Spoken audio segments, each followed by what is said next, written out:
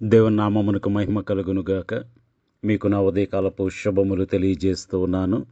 April 14వ తేదీ 2026 సంవత్సరము మంగళవారము. ఈరోజు వాక్యము సమూయేలు 2వ గ్రంథము 13వ అధ్యాయము 1వ వచనము. తరువాత దావీదు కుమారుడగు అబ్షాలోమునకు తామారనునొక సుందరవతియగు సహోదరి ఉండగా, దావీదు కుమారుడగు అమ్నోను ఆమెను మోహించెను. దేవుడి వాక్యము ద్వారా నేడు మనతో మాట్లాడి, మనము మన సమస్త ప్రవర్తన యందు భయముతో భక్తితో కలిగి సజీవ యాగముగా మన దేహములను దేవునికి సమర్పించి జీవించే కృప దేవుడు మనలో ప్రతి ఒక్కరికి దయచేయునుగాక. ఆమేన్. ఈ వచనాన్ని చదువుతూ ఉన్నప్పుడు ఈ వచనంలో దావీదు కుమారుడు అనే మాట 2 సార్లు రాయబడింది. దావీదునకు ఒక భార్య ద్వారా కలిగిన కుమారుడు అబ్షాలోము. అదేవిధంగా అబ్షాలోము తర్వాత అదే భార్య వలన తామారను ఒక సుందరవతియగు కుమార్తె కూడా కలిగింది. దావీదునకు బహుభార్యలు ఉన్నారు. దావీదునకు కలిగిన మరి ఒక భార్య వలన అమ్నోను అనే కుమారుడు కలిగాడు. అయితే ఆ భార్య వల్ల కలిగిన అమ్నోను మరి ఒక భార్య వలన కలిగిన తామారను, ఆ యువతిని అతడు మోహించాడు. ఆమె వరుసకు సహోదరి అవుతుంది.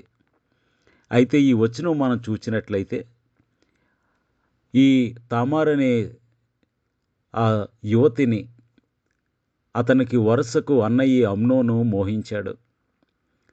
ప్రియ సహోదరుడా, సహోదరి, ఎందుకు ఈ మోహపు ఆత్మ దావీదు కుటుంబంలోనికి వచ్చింది? అసలు ఎవరు దానికి ద్వారము తెరిచారు? ఇంతకాలము రానిది ఇప్పుడెందుకు వచ్చింది? ఈ ప్రశ్నలు ఈరోజు వాక్యంలో మనం ధ్యానిద్దాం. చూడండి, దేవుడు భార్యాభర్తల సంబంధాన్ని ఎంతో పరిశుద్ధంగా చేశాడు.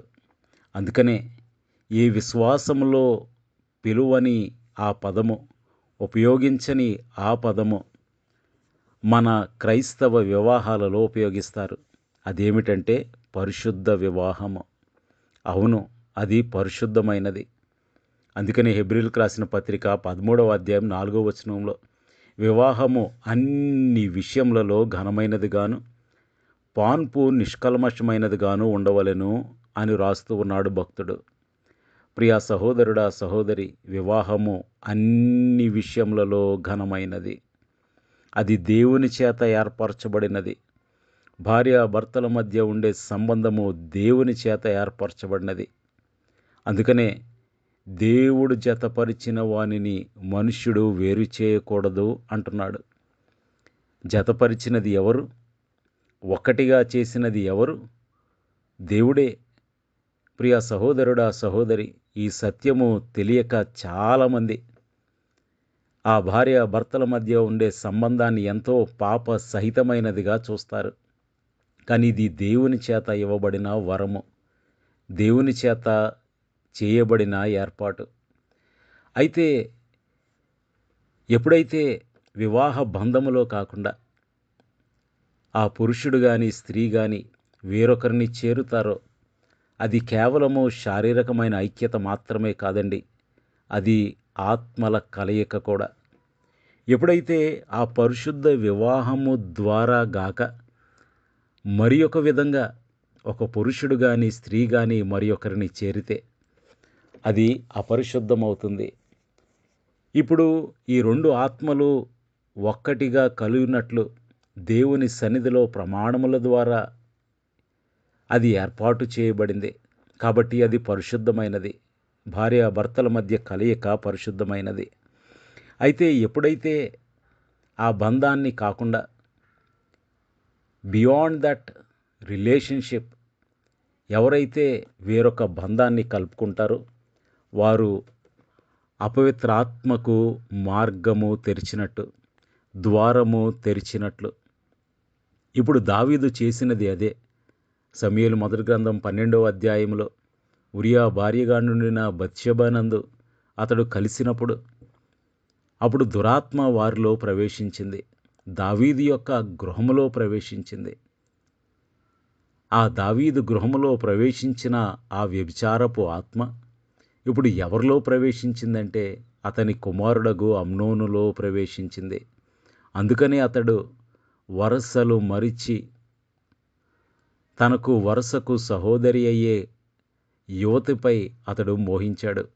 ప్రియా సహోదరుడా సహోదరి, అందుకనే కొరింథీయులకు రాసిన మొదటి పత్రిక 6వ అధ్యాయం 16వ వచనంలో వేశ్యతో కలుసుకొనివాడు దానితో ఏకదేహమై ఉన్నాడని మీరెరుగరా?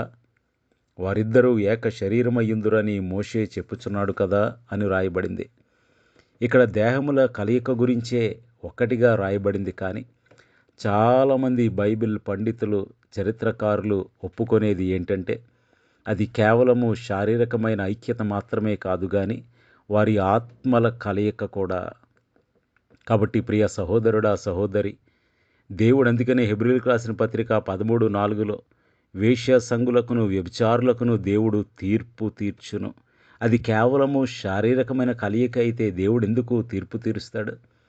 ఎందుకు పరలోక రాజ్యంలోనికి రానియడు? అంటే అది ఆత్మల కలయిక. దేహములను సృజించిన దేవుడు దానికి కొన్ని పరిధులను ఏర్పరిచాడు. ఎప్పుడైతే ఆ పరిధులు దాటుతారో ఆ దేహంలో ఉంచబడిన ఆత్మకు కళంకమవుతుంది. అది కల్మషమైపోతుంది. అది వేరొక ఆత్మచేత కలిసిపోతుంది. ఎందుకంటే ఆ ఆత్మ ఉండేది దేహంలోనే. మరి ఒక విధంగా మనం చూసినట్లయితే మనము విలువ పెట్టి కొనబడిన వారము. మనము మన సొత్తు కాదు. మన దేహములు దేవునికి ఆలయమై ఉన్నాయి. ఆ ఆలయాన్ని తీసుకువెళ్ళి వేశ్యతో కలుసుకొనివాడు, లేదంటే వేరొకరి సొత్తుతో కలుసుకొనివాడు బహుపాపము చేయుచున్నాడు. ప్రియ సహోదరుడా సహోదరి, అందుకనే జారత్వము జరిగించేవాడు బుద్ధి శూన్యుడు అని వాక్యం సెలవిస్తుంది. సామెతల గ్రంథంలో బుద్ధిహీనుడు అనే మాట అనేక మార్లు మనకు కనిపిస్తుంది. కానీ బుద్ధి శూన్యుడు అనే మాట తెలుగు పరిశుద్ధ గ్రంథములో, తెలుగు బైబిల్లో ఒకే ఒక్కసారి కనబడుతుంది. అది ఎక్కడ అంటే జారత్వము జరిగించేవాడు బుద్ధి శూన్యుడు. ఇప్పుడు బుద్ధిహీనునికి బుద్ధి శూన్యునికి ఉన్న తేడా ఏంటి అంటే, బుద్ధిహీనుడు అంటే బుద్ధి తక్కువ కలిగినవాడు. చాలామంది డాక్టర్ల దగ్గరికి నీరసంగా ఉందండి అని వెళ్ళి చూపించుకున్నప్పుడు కొంతమంది డాక్టర్లు చెప్పే పరిస్థితి ఏంటంటే, మీరు ఎనిమిక్ అండి అంటారు. అంటే రక్తము హిమోగ్లోబిన్ తక్కువ ఉంది. దానిని తెలుగులో రక్తహీనత అంటారు. అంటే వారికి రక్తం ఉండదా? వారికి ఏదైనా చిన్న ఘాటు అయితే, ఏదైనా గాయమైతే, చిన్నగా ఏదైనా షార్ప్ ఆబ్జెక్ట్ కట్ అయితే వారికి వాటరే వస్తుందా? రక్తం రాదా? అలా అని కాదు. వారికి రక్తం ఉంటుంది కానీ ఉండాల్సినంత ఉండదన్నమాట. అది రక్తహీనత. కానీ బుద్ధిహీనత అంటే బుద్ధి ఉంటుంది కానీ ఉండాల్సినంత ఉండదు. అయితే జారత్వము జరిగించువానికి బుద్ధి శూన్యత అంటే జీరో. అసలు వానికి బుద్ధే లేదన్నమాట. ఎంత భయంకరమైన పరిస్థితి! ప్రియా సహోదరుడా సహోదరి, తన ఒడిలో అగ్ని ఉంచుకున్న వానికి అది కాలకుండునా అనే ప్రశ్నతో సొలొమోను యవనస్తులను ప్రశ్నిస్తూ ఉన్నాడు. అవును, అదేవిధంగా తన పొరుగువాని భార్యను ముట్టువాడు శిక్ష తప్పించుకొనడు అంటుంది వాక్యం. ప్రియ సహోదరుడా సహోదరి, అయితే వానికి మాత్రమే కాదండి శిక్ష, వాని కుటుంబంలోనికి వాడు మార్గము తెరిచిన వాడవుతాడు. ఎవరైతే ఆ పాపము చేస్తాడో మరలా వచ్చి అమాయకంగా మరలా వారి జీవిత భాగస్వామితో కలుసుకుంటారో ఇట్ బికమ్స్ ఏ కేయాస్. అది గొప్ప ప్రమాదం అవుతుంది. ఆ కుటుంబంలో గొప్ప అపవిత్రాత్మ ప్రవేశిస్తుంది. అది వారిలో నెమ్మది లేకుండా చేస్తుంది. అది వారి కుటుంబంలో ప్రవేశించి ఎంతటి శ్రమను కలిగిస్తుందో దావీదు జీవితాన్ని చూస్తే మనకు అర్థమవుతుంది. దావీదు పాపం చేశాడు. దావీదు పశ్చాత్తాపపడ్డాడు. దేవుడు దావీదును క్షమించేశాడు. కానీ పాపం యొక్క పర్యవసానము చూడండి, అతని కుమారుడైన అమ్నోనులోనికి వచ్చింది. ఇప్పుడు అతడు మోహించాడు. ఎంతగా మోహించాడంటే తర్వాత వచ్చిన మనం చూస్తే అతడు చిక్కిపోయేటంత, ఎంత భయంకరంగా దురాత్మ అతనిని పీడిస్తుందో చూడండి. క్షణ క్షణము దానితో అతడు రగిలిపోయేటట్లు నెమ్మది లేకుండాన్నట్లు, ప్రశాంతంగా తినలేకుండాన్నట్లు, త్రాగలేకుండాన్నట్లు, నిద్రపోలేకుండాన్నట్లు, నెమ్మది లేకుండా అతనికి చేస్తూ ఉంది. ఒక యవనస్తుడు ఎంత ఉల్లాసంగా, అందున రాజకుమారుడు ఎంత సంతోషంగా తన దినములు గడపాలి, ఎంత ఆనందంతో దేవునిని మహిమపరుస్తూ గడపాలి. ఇప్పుడు దావీదు దేవుని సన్నిధిలో సంతోషిస్తూ ఉన్నాడు. కానీ అతని కుమారుడైతే దావీదు చేసిన పనిని బట్టి వ్యభిచారపు ఆత్మచేత విలవిలలాడుతూ ఉన్నాడు. ప్రియ సహోదరుడా, సహోదరి, బహు జాగ్రత్త సుమ. మనము మన దేహములతో చేసే ప్రతి దానికి దేవునికి లెక్క చెప్పాలి. దేవుడు ఏర్పాటు చేసిన పరిధులలోనే మనము జీవించాలి. అది మనకు, మన కుటుంబానికి, మన పిల్లలకు, మన సంఘమునకు క్షేమము. అలా కానట్లయితే దావీదు అనుభవించినట్లే నెమ్మది లేని పరిస్థితి, దావీదు పిల్లల్లోనికి వచ్చినట్లే అది కుటుంబంలోనికి వచ్చి యవనస్తులను పాడు చేస్తుంది.